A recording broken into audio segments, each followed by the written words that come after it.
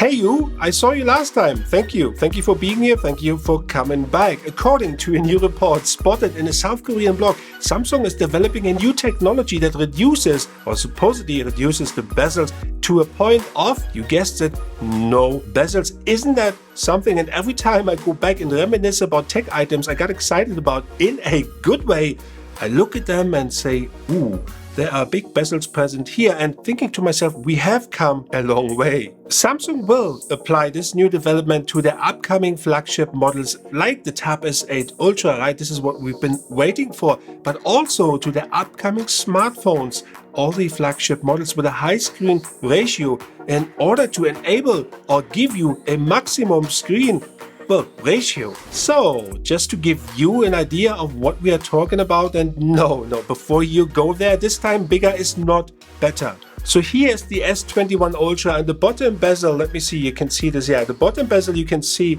right here, down here for the S21 Ultra is fairly slim, wouldn't you say? Well, Samsung claims the new technology, which is called the border reduction structure, or short BRS, will have slimmer bezels than what you see down here on the S21 Ultra and S21 Plus. Voila! What we do know at this time is that Samsung wants to rival the iPad Pro, the upcoming iPad Pro lineup. And this, as a matter of fact, this has been confirmed by a VP working for Samsung in South Korea. So no secret here. Therefore, Samsung is planning to incorporate the Exynos 2200 with AMD graphics for the Tab S8 Ultra, but will only include the Snapdragon 895 for the regular Tab S8 and the regular Tab S8 Plus. So yes, segmentation is real. So yes, I agree, segmentation is just not cool. But look at the Geekbench scores that just have been published for the Exynos 2200 with what seems to be the Galaxy S22 Plus.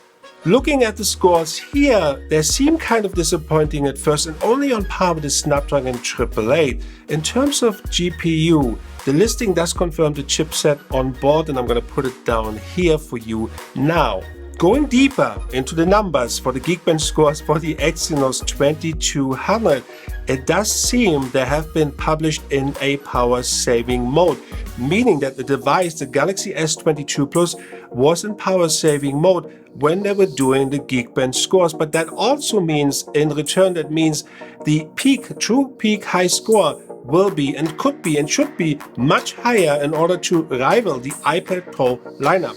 As for the release date, reports indicate that it will be released alongside the Galaxy S22 event, which most likely will happen early next year. However, some reports also mention that Samsung is planning to have a pre-Christmas holiday event, and maybe we see something happening there. That would be cool, don't you think? Hey you, thank you for watching, really appreciate it. Don't forget to like and comment and maybe subscribe to be part of our awesome community. Until next time, I miss you. Peace out.